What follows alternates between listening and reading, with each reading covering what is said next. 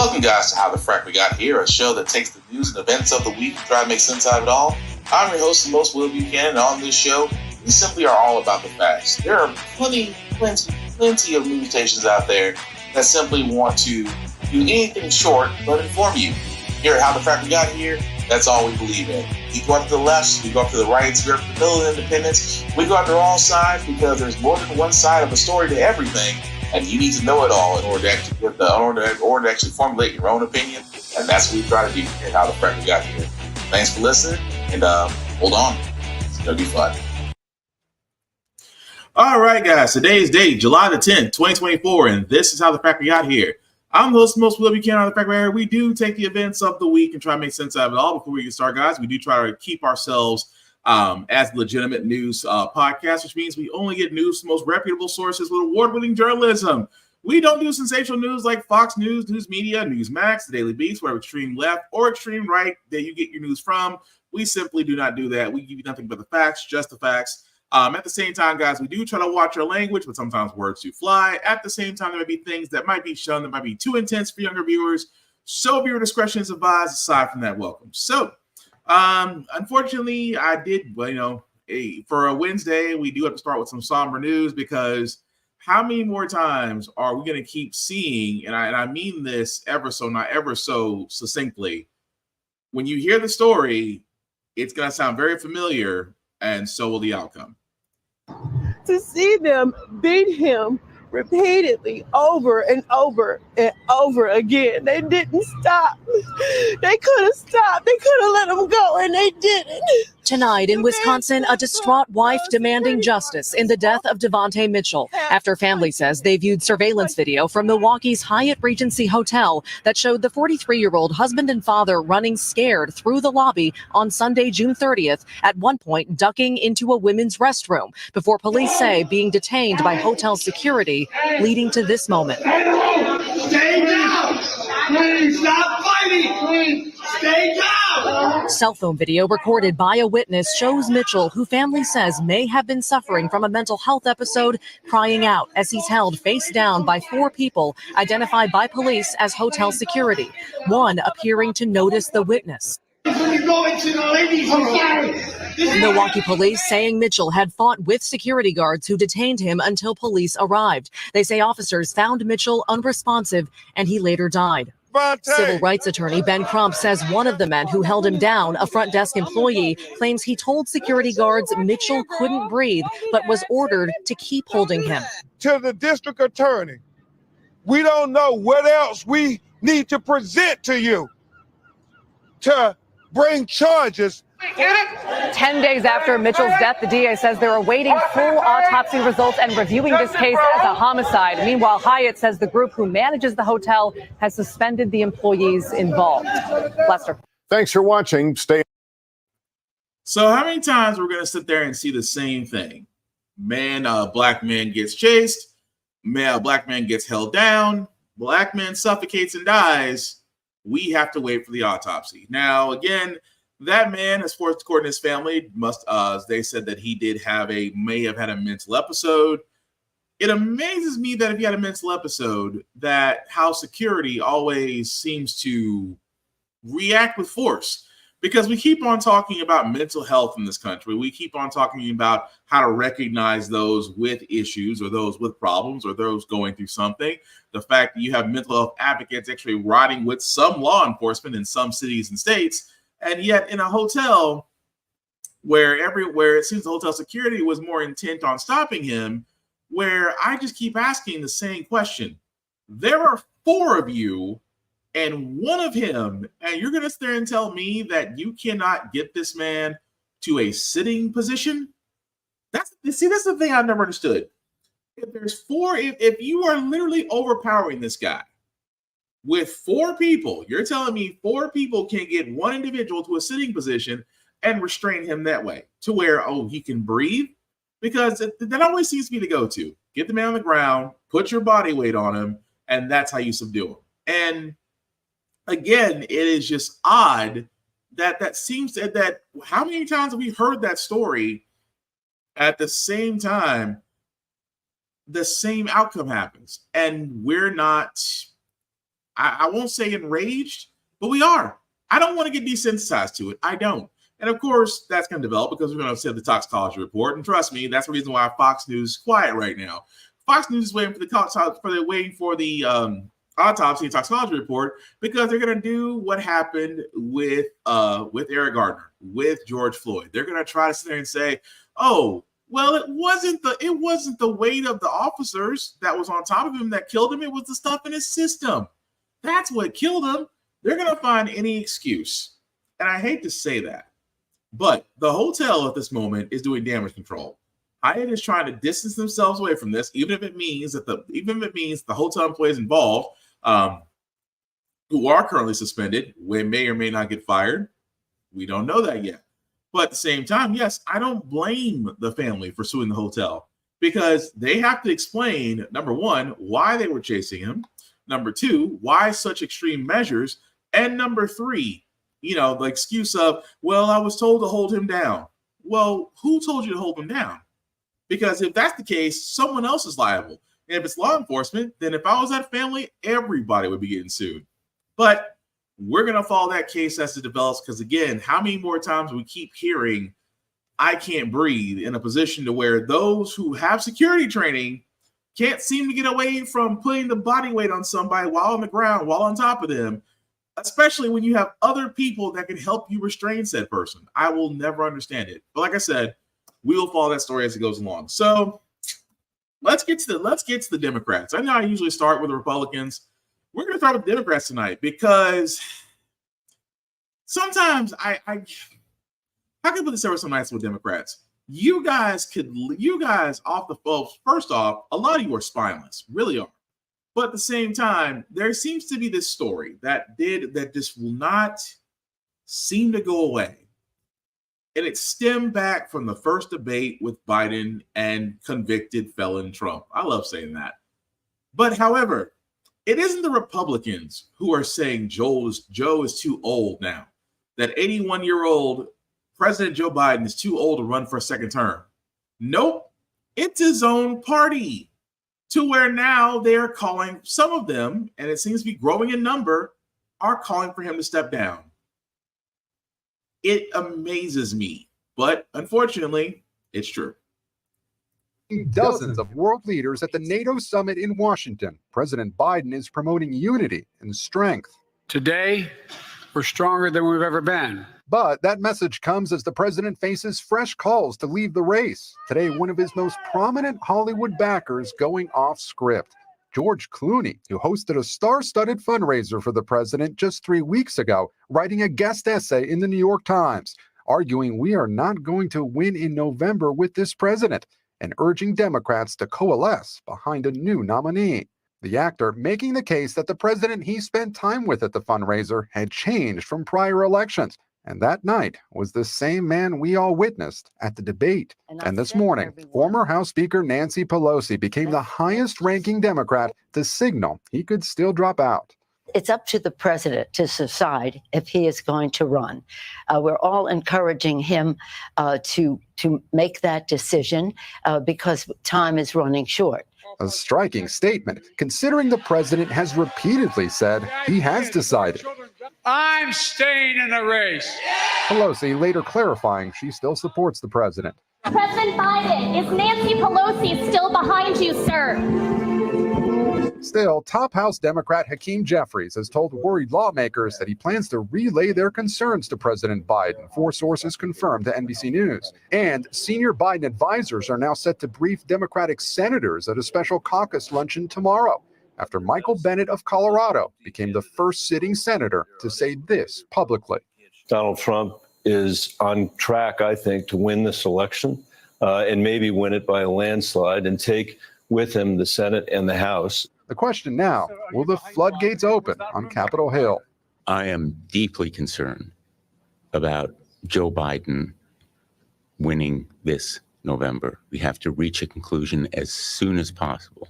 ABC's George Stephanopoulos apparently reaching his own conclusion, now acknowledging he should not have said this in a video posted on TMZ just days after interviewing the president. What do you think? Do you think Biden should step down? You talked to him more than anybody else have lately, and you could be honest. Tonight, the Biden campaign is promising more unscripted events to convince lawmakers, donors, and voters that the president is all in. And Gabe, there's late word from Capitol Hill tonight about subpoenas regarding the president's health. Yes, Lester, late today, the Republican-led House Oversight Committee said it had subpoenaed 3 senior White House aides, demanding they sit for depositions regarding the president's mental fitness. The White House is calling it a baseless political stunt. So this is the problem I have. And I stress this very heavily, that some Democrats are trying to say that the current president, and I say this because I can't believe I'm saying it, but I guess I got to say it out loud. The current president who beat Donald Trump before he was a convict, before he was a felon, who beat him previously, this is the same guy who has, albeit, done a moderate job.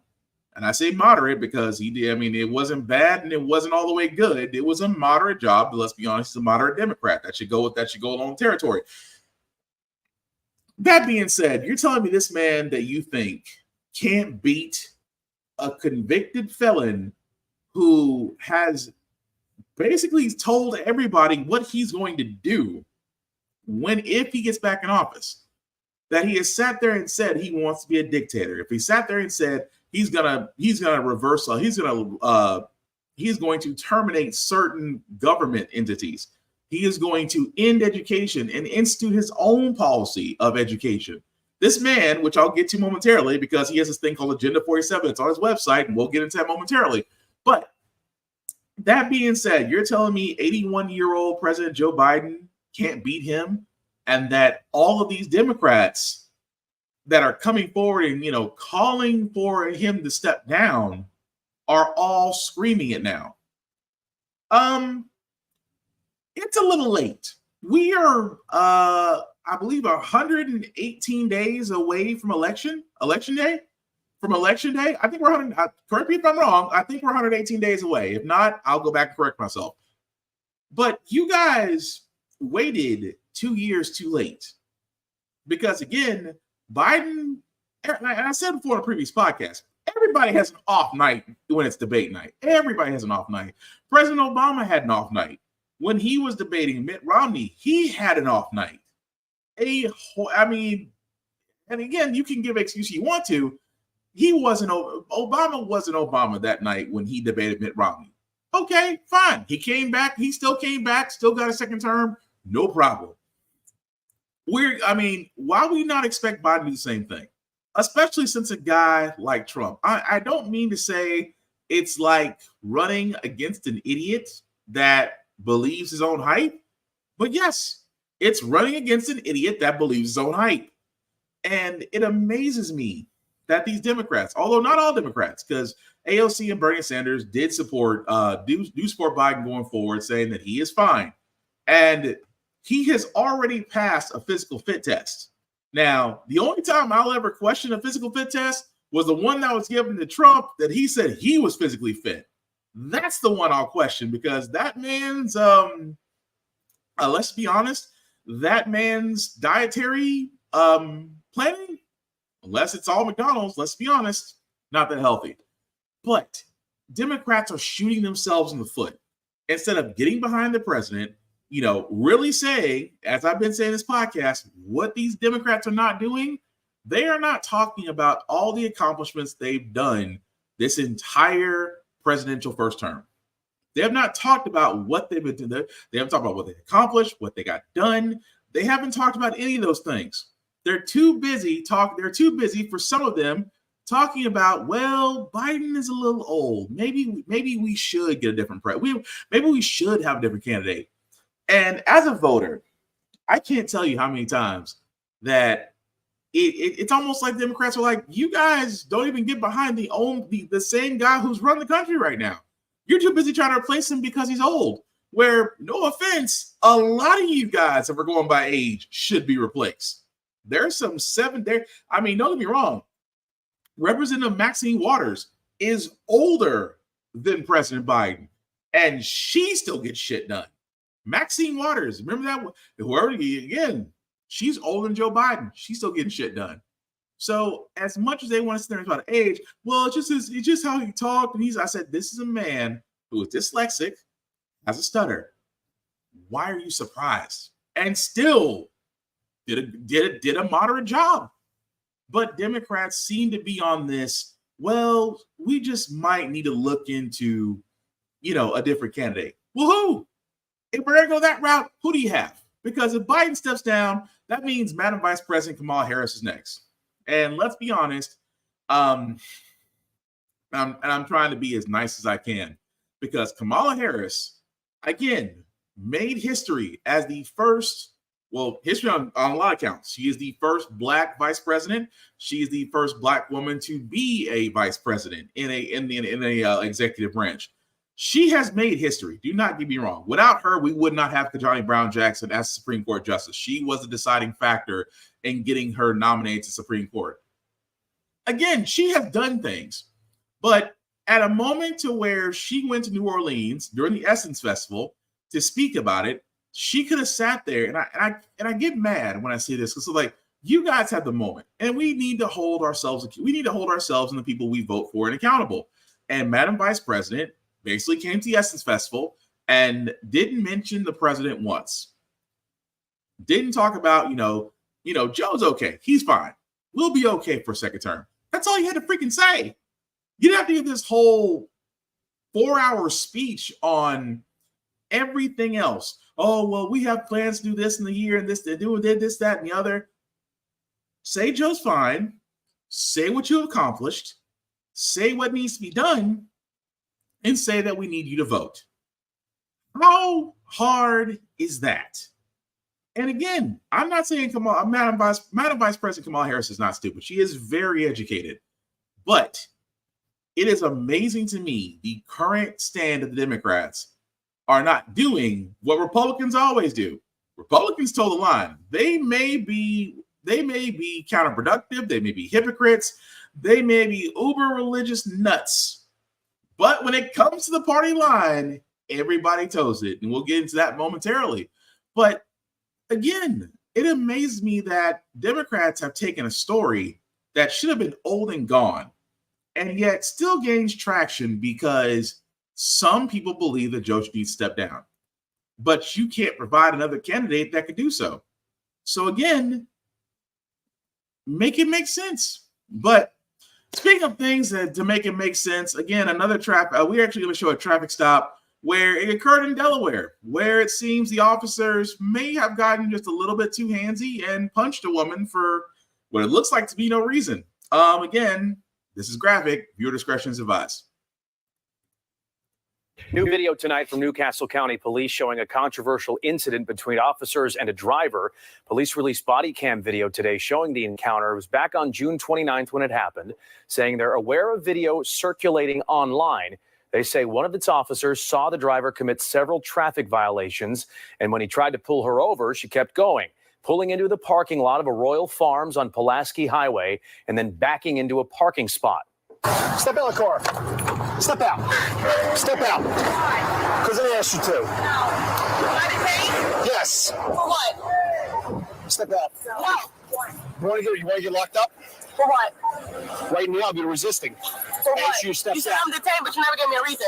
You pulled me over, then you honked your sideline because I'm backing up. Did you want me to stop on this other road? No, we're not doing that. We blurred her face because police have not released any information on her identity or charges filed. Police say the car's registration was suspended without insurance, and there was an old bullet hole on the driver's side door. According to police, the driver refused to get out of the car and asked for a supervisor. Then after about 3 minutes, several other officers arrive at the scene. I stated to you, I'm going to wait till your friends come. Don't touch me, and I'll get out. Get out of the car. Get out of the car. I'm not. Move. Put your hands behind your back. That's when the driver gets out of the car. There's a little scuffle here, and you hear officers tell her to get to the ground, stop resisting, and to get off of an officer's foot. At one point, it appears an officer hits her. She's eventually handcuffed and placed in a police car. Now, we reached out to Newcastle County Police for more information on this incident, but at this time, they say they're not releasing her name or any charges. The department is investigating whether the officer's actions were within policy, and the incident has been referred to the Delaware Department of Justice. Okay, so it's getting referred to to Delaware Department of Justice. Try saying that 5 times fast.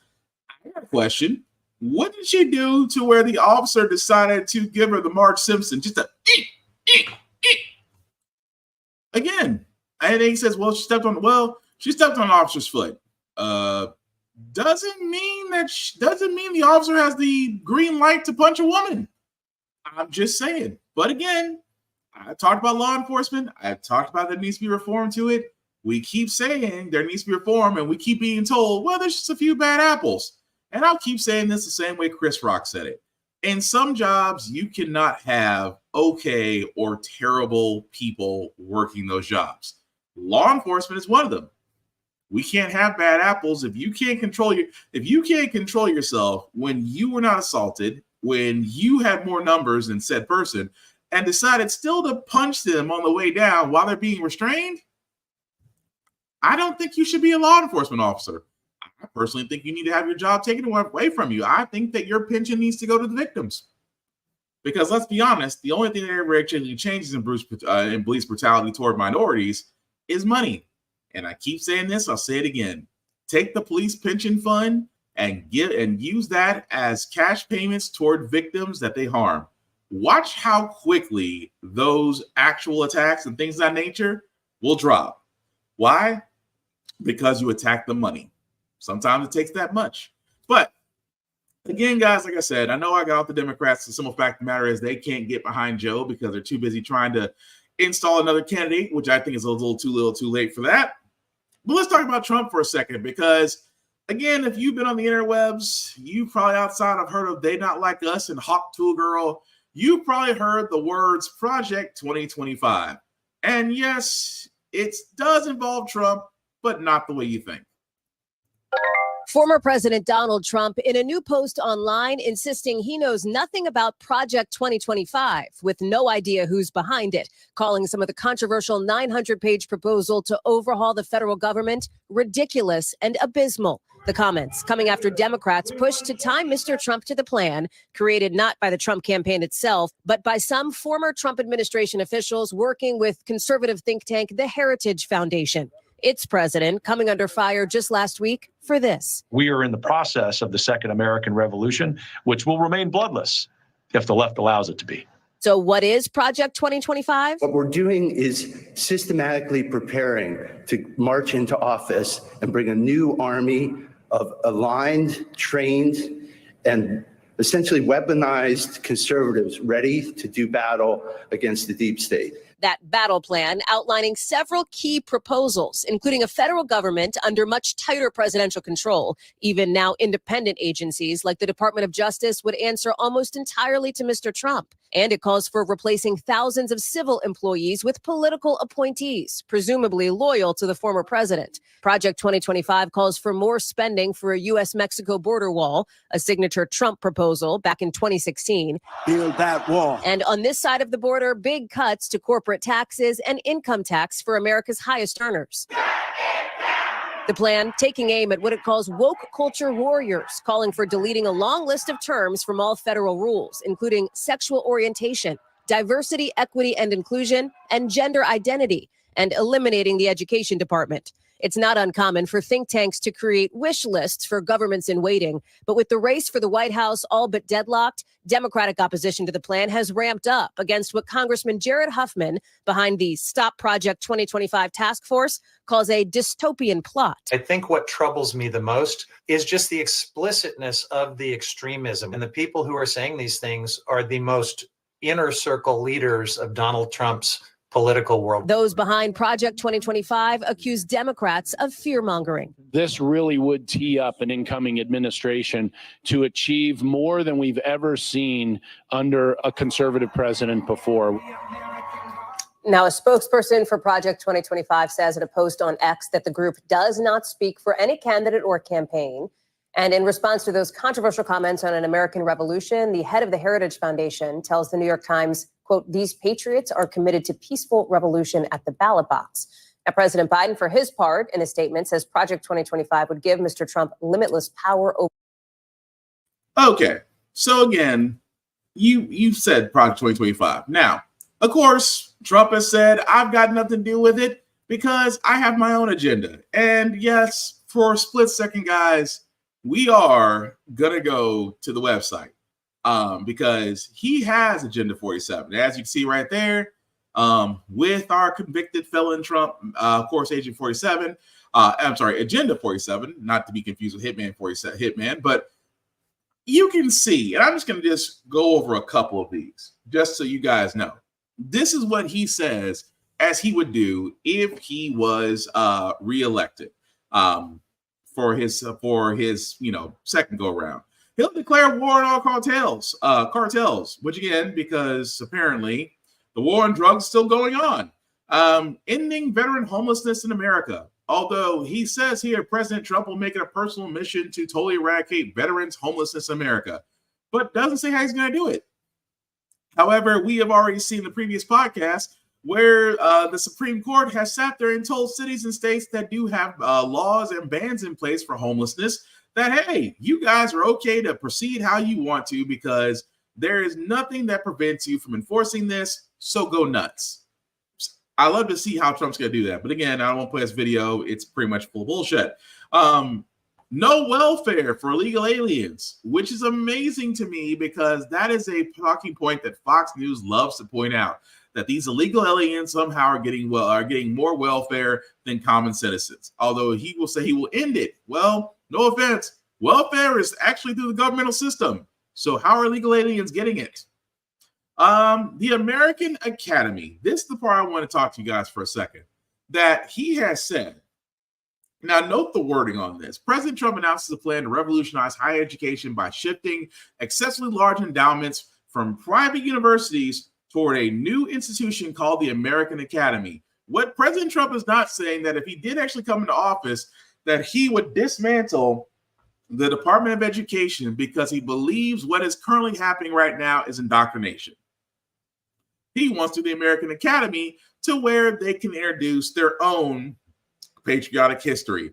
And we can keep going down the line, guys. I can go down the fact that he wants to really push for homeschooling, that he wants to, tell the American workers that, you're getting ripped off by Joe Biden, which is not true because American auto workers have actually, through unions, have actually gotten more pay and more benefits because of the strikes. And I can keep going down the line, guys. But if you think about this, his Agenda 47 is nothing more than Project 2025 light. And the fact, again, if you want to look at it, because Project 2025 is 900 pages. Agenda 47 is maybe a quarter of that. And yet, when it comes to Trump, and I say it before, Democrats should have a slam dunk. It should be so easy for them to go to the voters and say, do you really want that guy running with everything that he wants to do? Even more so that, again, I don't understand Democrats because you had this happen that the House Democrats and Senate Democrats tried to codify Roe versus Wade to basically protect abortion rights for women. This was blocked in the Senate by Republicans by a vote of 49 to 44. 49 to 44. And if you're wondering, all Republicans voted against this. All Senate Republicans voted against this.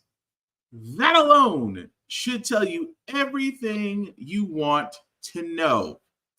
And again, this is this whole thing I keep talking about where this should be a slam dunk for Democrats. This should be your campaign. Republicans don't like women. Republicans think of women as basically as broodmares, as breeders, that they hate abortion, that they'll sit there and cry about the unborn child, that they'll go after education, that they'll do all these things. And yet Democrats this is why I call them spineless. It's like, why are you guys not calling out the BS from the other side at the same time, explaining everything that you've done and that we could have got A, B, and C if it wasn't for them? I don't understand it.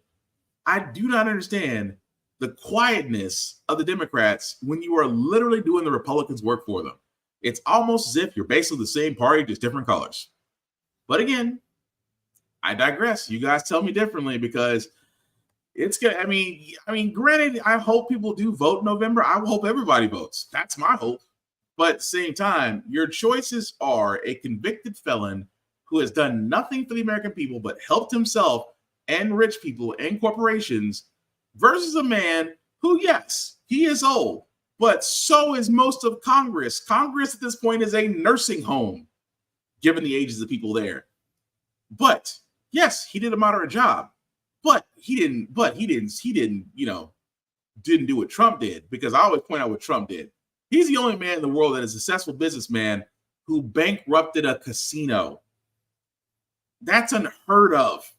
But again, I digress. But here's another reason why Trump is smiling, because guys that keep talking about this, and I'm afraid this is happening, that all these cases to where that can prevent Trump becoming president are either getting halted or postponed or things of that nature, especially with the fact that the Supreme Court handed him that win earlier last week. And now the judge who's over the documents case is basically giving Trump a pass. News out of Florida, Judge Cannon saying, I'm going to agree with you, Donald Trump, and temporarily stay some important deadlines. Your thoughts? You know, Katie, so much to dislike, both in form and in substance about this one. And I think what I want to start with is just two short lines from the motion that Donald Trump's lawyer filed yesterday. So we'll talk about just how quickly Judge Cannon acted when her action was going to be to the benefit of Donald Trump. Here's what they say in the opening paragraphs of yesterday's court filing. Quote, President Biden's exceedingly weak debate performance on June 27. Quote, President Biden's failing attempt to communicate with the voters, close quote. Katie, I was a federal prosecutor for 30 years. I've never seen language like that in a court filing from a defense attorney or a prosecutor. And any self-respecting judge would consider ordering it stricken from the motion and then issuing a show cause order, directing the attorney who authored it to show cause why they shouldn't be sanctioned for turning a court filing into a campaign ad. That's the first observation. The second is think back to May when Jack Smith, special counsel, filed a motion asking Judge Cannon to modify Donald Trump's conditions of release to stop him from saying and posting things that were endangering law enforcement. She has yet to act on that. And yet within 24 hours of Donald Trump's attorneys asking her to do something, she couldn't jump on it quickly enough and entered an order, basically taking a train that was already stopped dead in its tracks and putting it in reverse. So she's moving away from a trial date rather than toward a trial date. I was envisioning, Glenn, her putting like a boot on the wheels of that train. Ian, I want to talk to you and stay on Judge Cannon, but in a peripheral way, kind of. So again, that's what people are worried about, that now it's been pushed back. And at the same time, it's weird, it's scary, it's how is he getting all of this done? Because this is a guy who sat there and said, well, we'll take our case to the Supreme Court. The Supreme Court doesn't hear a lot of cases, and yet his cases got heard. Judges he appointed are over his judges that he appointed through his administration are now presiding over his cases. You can't make this up where people will sit there and go, wait a minute, this is a Trump appointed judge? Oh, I don't know. Because I said the same thing. I don't know. Will this judge actually be a judge and not, have any type of loyalty toward Trump? It's kind of hard to say, because this woman who is over one of the cases where, again, if convicted, he couldn't run for office because then he'll be branded a traitor for harboring documents he's not supposed to have for clearance that he thought he could undo because, he didn't read the Constitution. But that case is going to get postponed. It's almost as if they want to put everything on the back burner to allow this man to run. And all I can sit there and say is this is just going to put his cult. It's going to put his people saying, this is why he wins. They don't want to be president. Now look, everything's going the way he wants to. MAGA 2025, people. Yeah, I've heard MAGA 2025, and I know, don't tell them, but that's what they'll say. And at the same time, it is hard to argue with it. Because who at this point, when are we going to finally sit there and say it? We can say it all the time that supposedly nobody's above the law, not even the president. But yet a former president, now convicted felon, is getting presidential preference, if you will. And yet we're all, the rest of the citizens are like, how is it that this man gets a pass when anybody else in his situation would be under the jail by now? I mean, that's what everybody's looking at. And even more so, I'll even get to Nikki Haley. That's not her real name. Has turned around because, and again, I'm going to get into this. She released her delegates because the RNC next week will be going through a confirmation to where, let's be honest, Dorito will get the Republican nomination. That being said, she actually had delegates actually vote for her to where now she released them so they can vote for Trump. Now, keep in mind, this is the Nikki Haley, that's not her real name, has sat there and said Trump cannot be president. Trump isn't capable, that, we cannot depend on him to get the White House. And of course, because she's a woman in the GOP, I always laugh. I laugh because, again, for the conservatives out there, if you think, and I mean this all sincerity, if you think a woman or a person of color in an all-white party will ever be nominated for any type of presidential or vice presidential seat and win, you are about as delusional as the My Pillow guy that thinks that he is still relevant. Because Tim Scott believed it, Nikki Haley believed it, and where are they now? Tim Scott is still trying to hope to God he can be the singing Sambo / Uncle Tom for President Trump, and Nikki Haley wants nothing to do with it because Trump will not consider her for vice president, and her swing at trying to become a presidential candidate has ended. So she's going to fade off to whatever side of Fox News or The Blaze or the Daily Beast will have her. So yes, she released her 97 delegates to where now they will vote for Trump. So this is what I was getting to, guys, about the simple fact of the matter that say what you want about Republicans sometimes, but when it comes time to toe the party line, they do it effortlessly. Even though Nikki Haley says, well, we need to get behind President Trump. Didn't just a couple of months ago you said this man can't be trusted? She's towing the party line. But I don't expect those in Fox News or those in certain GOP circles to sit there and hold her accountable because, hey, she's playing ball. Because if she plays ball, the money keeps rolling for her. Again, tell me you never heard of a broke politician in Congress. But moving right along, guys, I wanted to cover this story as well as far as education goes before we get to our business and then on to our feel-good segment. Virginia is joining other states that are trying to restrict cell phone in schools, saying that this has a detrimental mental health effect on students and the fact that it gets in the way of their education. No, because education is already fracked up. Education has been taken over by parents who question what is being taught to their kids. Education funding has been cut in half or even worse every year to where schools have to do less. Teachers are not getting paid more. Schools are getting overcrowded.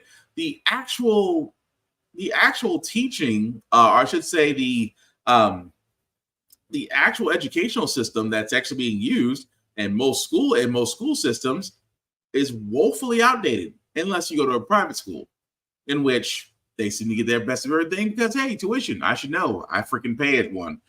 Ugh. But anyway, it amazes me so that we look at this. And of course, children, well, we need to have cell phones. Have you not seen the school shootings? I want to know if my child is okay. I can't knock that. Considering the fact that we've done nothing about gun violence and that, folks who are not criminals, folks who can still get things regardless of the current standards and practices that we have for buying firearms can still get them. even though if we instituted instituted new limitations and procedures, they wouldn't get that. But because that violence still occurs, and at the same time, students are wearing bulletproof backpacks or clear backpacks, lockdown procedures are getting put in place, yes, I can't argue the fact that kids should have cell phones, because you need to be able to, parents want to get in touch with their kids when danger happens to know that they're okay. It's just a fact of life. That's what's supposed to happen.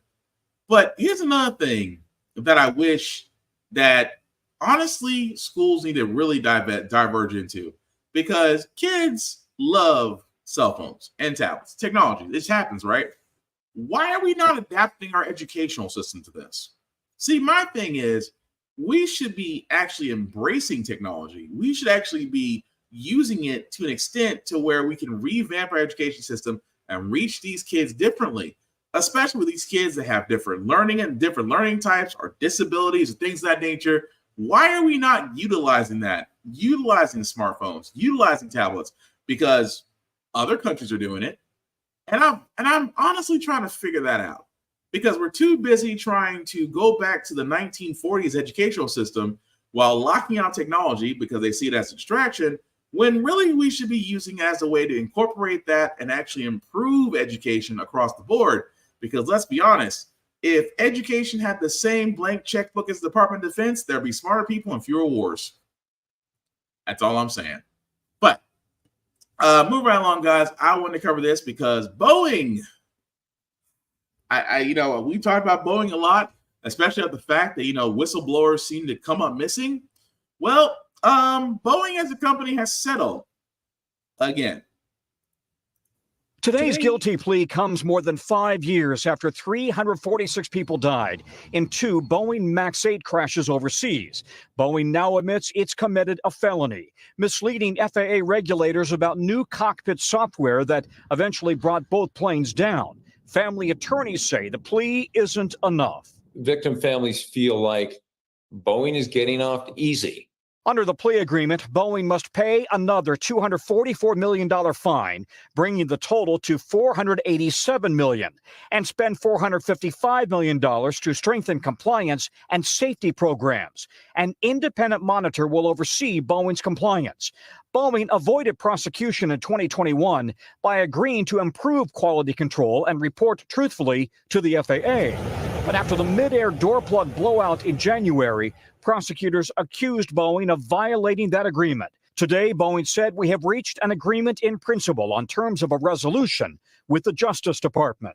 CEO Dave Calhoun on Capitol Hill last month. We have tried to look at literally everything we do to make certain that that can never happen again.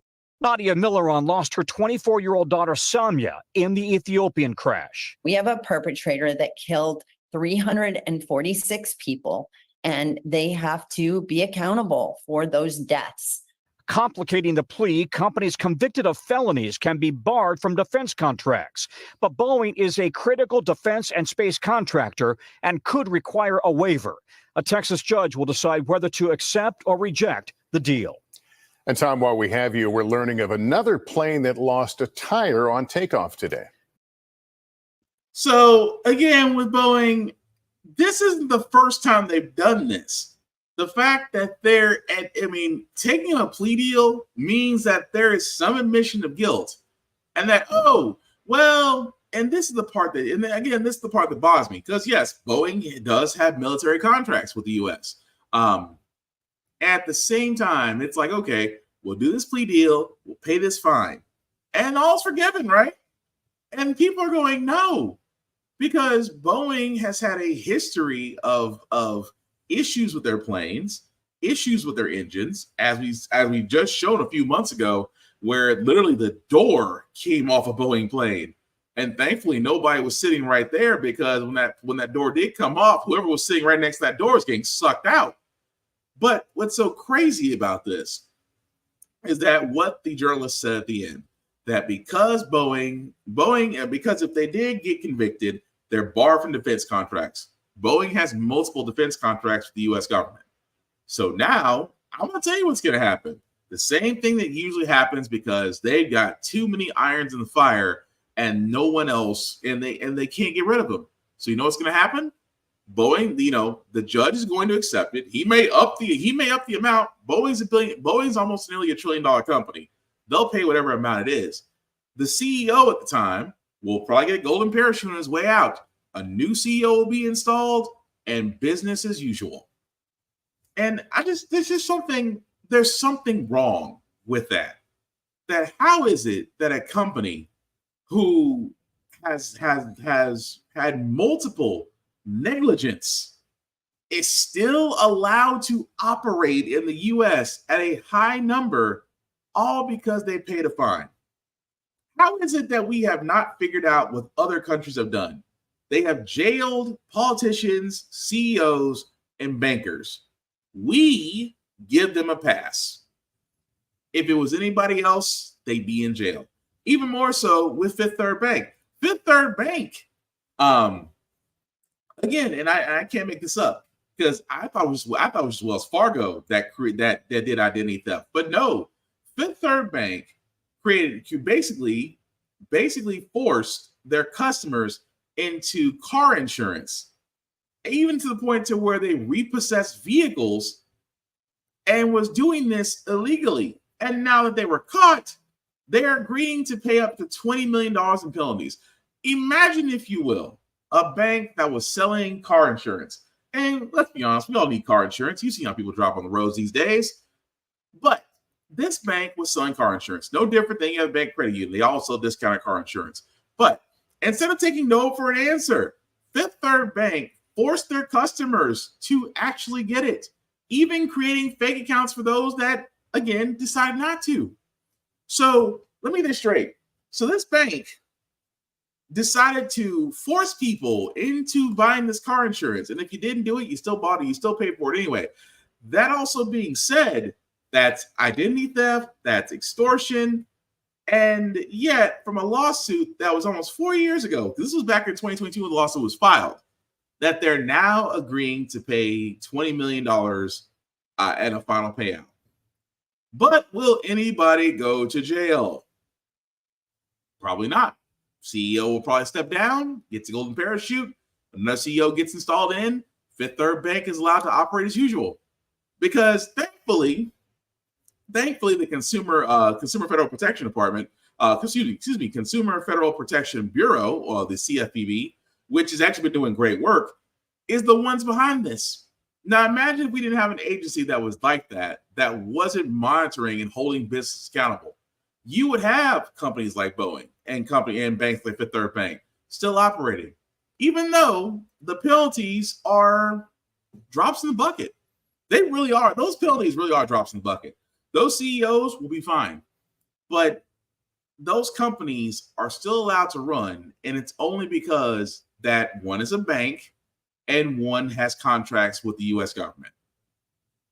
All I can sit there and say is, when are we ever going to hold companies accountable for gross negligence, identity theft, the same things that normal people would be under the jail for, that these companies are still allowed to own and operate and proceed as normal? That's what I would like to know. But unfortunately, that's the way it is until somebody in Congress decides to do something. I'm looking at the voters. We can make that happen. But the last word I got, guys, it's actually a very nice one. AOC, Alexandria Ocasio-Cortez, has done something for the Supreme Court that really should be done. But even though this is a symbol of gesture, if you will, it doesn't mean that it's not possible. Thank you, Mr. Speaker. I rise today to introduce articles of impeachment against Associate Justices of the Supreme Court, Clarence Thomas and Samuel Anthony Alito, Jr. Against Justice Thomas, the resolution includes 3 total articles: 1 count of failure to disclose financial income, gifts, reimbursements, property interest liabilities, and transactions, among other information, and 2 counts of refusal to recuse from matters concerning his spouse's legal and financial interests before the court.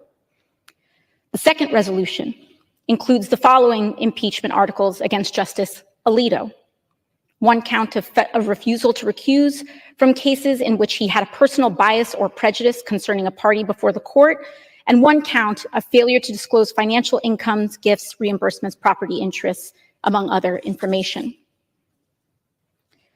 Mr. Speaker, nomination and appointment to the Supreme Court is one of the highest privileges and most consequential responsibilities of our nation. Such an appointment is uniquely insulated in its power. Confirmation to the court is a lifetime appointment whereby justices are entrusted with decisions that powerfully shape the nation as well as the lives of every American. For this reason and others, the Constitution rightfully and explicitly holds justices to even higher standards than members of Congress or even the president. Section 1 of Article 3 of the Constitution commands federal justices to hold their offices during good behavior, in addition to its clauses barring treason, bribery, and other high crimes and misdemeanors. And Congress has exercised its power to reinforce this higher standard of the judiciary before. This body has impeached and removed 8 federal judges for transgressions ranging from evading income tax and perjury to intoxication on the bench and abandoning the office to join the Confederacy. Perhaps most critical to the legitimacy of the institution, these judicial standards require justices to recuse themselves in any proceeding where their impartiality might reasonably be questioned. In other words, if a person could reasonably believe that the legitimacy of a justice's judgment could be or be perceived to be compromised due to their personal involvement in the case or its parties, the standard is clear. The justice must recuse. They are required to recuse. That stringent and sacred standard exists for the good of the ruling, the judiciary, and the country.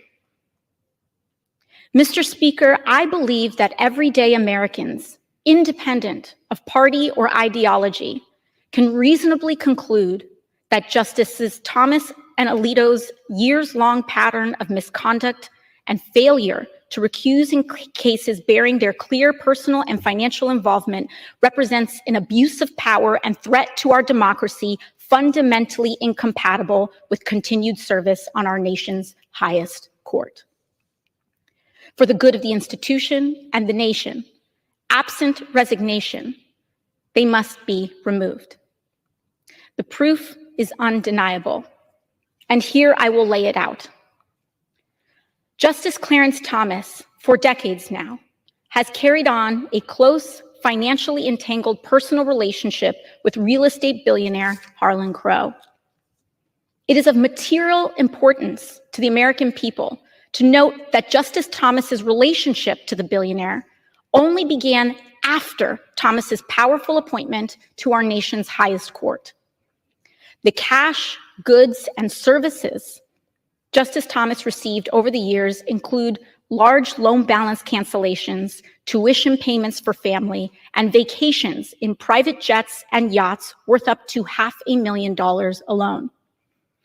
In total, Justice Thomas appears to have received more than $1.5 million worth in goods, cash equivalents, and services from Mr. Crow. And that is just what we know of. But truthfully, we won't ever really know the total sum of contributions Thomas received from Crow. Justice Thomas not only accepted these contributions while Mr. Crow had business in front of the court, but he accepted them in secret, failing for years and years to report them. Yet Thomas did report smaller gifts during this time, demonstrating a clear understanding of his legal obligation to report. Would a reasonable American question that receiving lavish gifts from Mr. Crow might lead Justice Thomas to have a bias towards his, quote, friend with business before the court? Without a doubt, yes. But did Justice Thomas recuse? No. Now take Justice Samuel Alito, who has no shortage of billionaire associates of his own. After billionaire Paul Singer gave Justice Alito a luxury fishing trip on a private jet, a contribution that was also hidden from the public and the court, Justice Alito not only refused to recuse, but changed his mind regarding his gracious host's case. Just a short time after accepting the lavish undisclosed trip from Singer, Alito joined the court in reversing its previous position and took up Singer's case. He did not recuse. Justice Alito also refused to recuse in the case itself, ultimately leading to a ruling that netted Singer $2.4 billion. And that ruling did not just enrich Singer. It also structurally tilted the playing field further away from working people and towards the vulture funds, siphoning money and resources away from the communities that need them most. Could a reasonable American question whether or not Justice Alito could have acted impartially in this case, given his personal relationship with Singer? Absolutely. In January 2021, after the former president of the United States incited an insurrection on the Capitol in this chamber to interfere with the results of the US election, Justice Samuel Alito and his wife flew an upside-down American flag, a symbol of solidarity with the attack, outside their home. 2 years later, they publicly displayed outside their home yet another incendiary symbol, a flag associated with extreme right-wing Christian nationalism.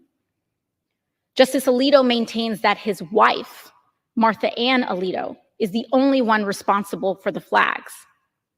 But common sense maintains that such a close and incendiary revelation requires recusal by the justice from January 6 related cases. Despite the overwhelming appearance of a conflict of interest, Justice Alito refused to recuse himself from cases surrounding the 2020 election and questions of the former president's legal immunity in the attack. Would a reasonable person question that Justice Alito's conduct exhibits and demonstrates reasonable concern for bias in these cases? Absolutely, and without question. And finally, Justice Thomas, who is married to Virginia Thomas, a financially and personally involved operative in the Stop the Steal movement and Capitol attack, also joined opinions in these cases, even as clear evidence mounted that not only was his wife fully committed to overthrowing the results of a fair election, but she was actively lobbying members of the Trump administration attempting to do just that. The questions before the court had unquestionable implications for Thomas's wife and consequently Thomas himself, making his refusal to recuse one of the most shocking examples of conflict of interest in the court's history. And crucially, it was both Justices Thomas and Alito who cast critical votes in the ruling.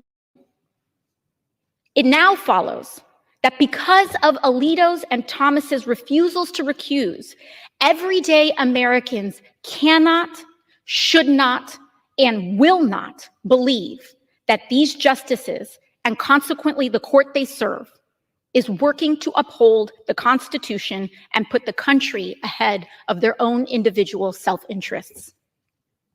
Americans will not believe that the court interpreted the law independent of profit for themselves and their newly termed friends. Without action against these blatant violations, reasonable Americans have and will continue to lose faith in the court itself. Reasonable Americans will and do believe that Justices Thomas and Alito are prone and subject to corruption, that the institution failing to punish them is broken, and that consequently their impeachment is a constitutional imperative and our congressional duty. The abuses of power committed by Justice Thomas and Justice Alito are precisely the types of corruption that the framers understood was an existential threat to our democracy. Instances like these and misconduct like that of Alito's and Thomas's are precisely why the framers gave us the tool of impeachment. Corruption without consequence infects all it touches. And that is why this body, Congress, has a constitutional and moral obligation to hold these justices accountable, to maintain the integrity of our courts, and to uphold the standards of the judiciary and our institutions. Lastly, we cannot ignore the most important material consequences of this court's unchecked corruption and its resulting influence: the suffering of the American people. We cannot ignore and pretend that this corruption is wholly unrelated to the millions of pregnant Americans now suffering and bleeding out in emergency rooms under the court's unleashing of extreme abortion bans across the United States, which was a key political priority of these undisclosed benefactors and shadow organizations surrounding Alito and Thomas's misconduct. Nor can we ignore the millions of Americans now suffering hours-long wait times in the hot sun, often without water, just to cast a ballot, also a direct result of this corrupt court's gutting of the Voting Rights Act, allowing the closing of polling sites across the country. You see, neither these justices nor their shadowy benefactors have to answer to the parents of developmentally delayed children about their decision to gut the power of the EPA and the entire administrative state with it. But they do have to answer to us, the Congress, whom these people, the American people, have elected and entrusted to protect them, to serve them, and to defend the well-being of our democracy. Mr. Speaker, I am here today presenting these articles of impeachment not because I am a Democrat and not because I am blind to its odds in a Republican-led chamber. I present them because it is the right thing to do. And while our framers perhaps may not have envisioned someone like me in this seat, they absolutely did envision the necessity and value of the impeachment action upon which I seek to advance today. And yeah, that's the reason why I let it run, because AOC did bring forth articles of impeachment against Clarence Thomas and Samuel Alito, Supreme Court justices. Now you're probably wondering, how does that work? Oh, same as if impeaching the president. That in order for this to happen, that there needs to be a 2/3 majority vote. If there was one, yeah, that justice be removed. Now, she has said it herself. It is a gesture in itself. She does not expect her Republican colleagues to sit there and go, yeah, we do need Supreme Court justices that aren't easily purchased, or, don't violate ethical lines, or don't have wives that will use their husband's seat of power to their own benefit. Maybe we do require those things, or would like to have those types of score, or basically, dare I say, a Supreme Court that does have an ethical board that it answers to. Now, again, she's not delusional. Yeah, it feels like this is a little too late. Well, I mean, to a point, it is, Kira. It really is to a point, just because, well, one, Republicans are not going to go against the grain. Republicans are definitely not ever going to impeach a conservative Supreme Court judge. That'll never freaking happen. At the same time, it's a symbol of gesture, because we kept saying the entire time, guys, that, especially if you've been watching this podcast, we have been sitting there saying that there's something wrong with the Supreme Court. Outside the fact that two Supreme Court justices got rushed through the process, Brett Kavanaugh and Amy Coney Barrett got rushed through, basically making it a conservative-leaning Supreme Court. The fact that the conservative Supreme Court has shot down Roe versus Wade, the fact that the conservative Supreme Court has shot down a part of the affirmative action that actually include college entrances, which was brought forth by 4 Asian students that felt like Harvard was shunning them. Those 4 Asian students still didn't get in. Thank you for that, because that led to the destruction of DEI programs as well as roles in businesses because companies are going, hey, we can get rid of our DEI programs and not get sued. So thanks to those 4 Asian students. Really appreciate that.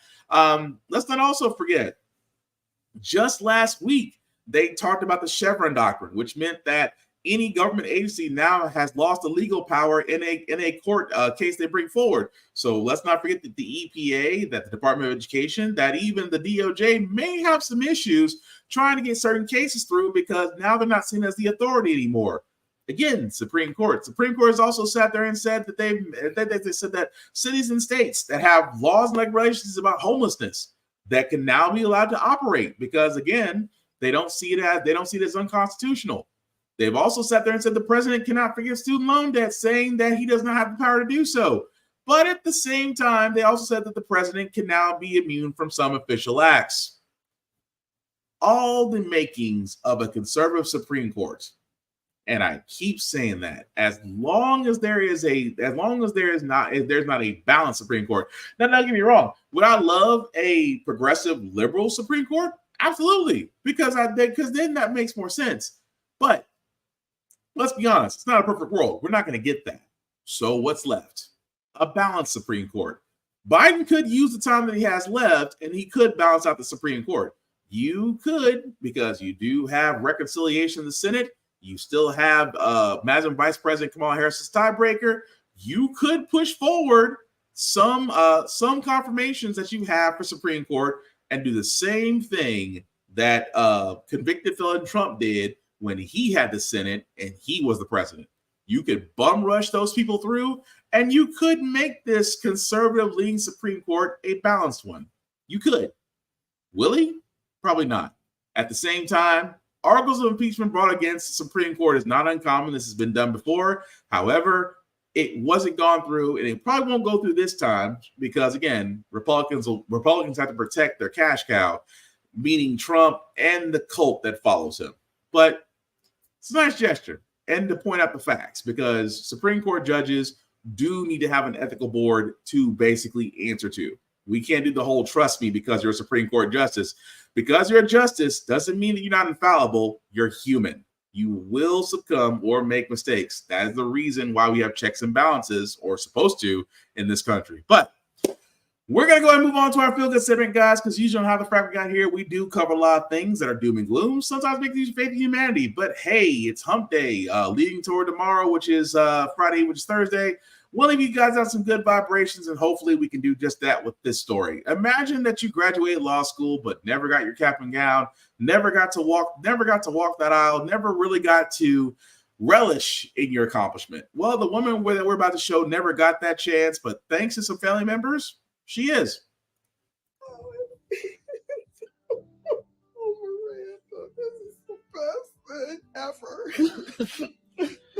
When I opened the box and I saw the tam, the doctoral tam, and then when I pulled out the robe and the hood and it was the colors of my university where I graduated from law school, then I knew what it was. And I was just so surprised because, first of all, I didn't expect it at all. Her and I did a photo shoot together and commemorated the fact that we have 2 lawyers in the family, which is, I think, extraordinary in any instance. I was in a real bad car accident that last semester of my 3rd year of law school. And as a result of that, I ended up failing a class. But the policy at that time at George Washington was if you had any credits pending, you weren't able to participate in graduation. So I never saw the cap and gown, I never wore it or anything. And it was a real disappointment to me at the time.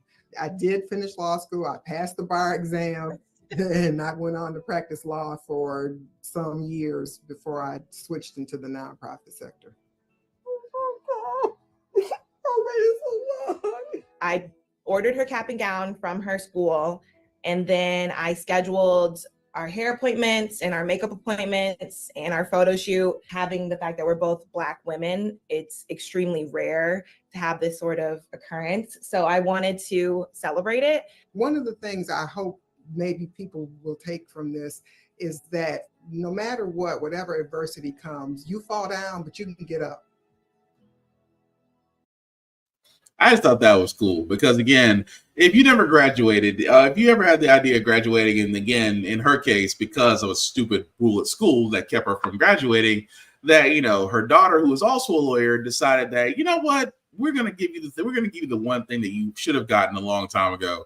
And again, still cool to see that, because like I said, we do need more Black women lawyers, especially for guys like me that need to always keep bail money. But anyway, that being said, that's going to end it for this podcast. Thank you all for watching, for liking, for letting people know this is live. I certainly appreciate that. Some shameless plugging before we do get out of here, guys. I do also want to say to myself, again, for all those that are going to be in the Washington, D.C. area, BlurredCon, because a few of my compadres will be there. So definitely, if you're going to be in the area this weekend, definitely check it out. If you've never been to a con, please do so, especially a Blurred being a Black nerd or a Black convention. The support is needed, and it's such an experience that I can only describe as a homecoming with cosplay and comics and artists and things of that nature. So again, if you are going to be in the Washington, D.C. area, guys, definitely check out BlurredCon as it's happening this weekend. You will not be disappointed. Also, if you see folks there like a Lady Mandalore or Chris Fury or Tafari TV or Mayhem Media, trust me, you won't miss them because they're part of the Blurred's Eye crew. Definitely check them out. I myself, unfortunately, won't be there because, hopefully I'll have a new edition coming who's coming sooner than later. But anyway, but yeah, definitely check them out.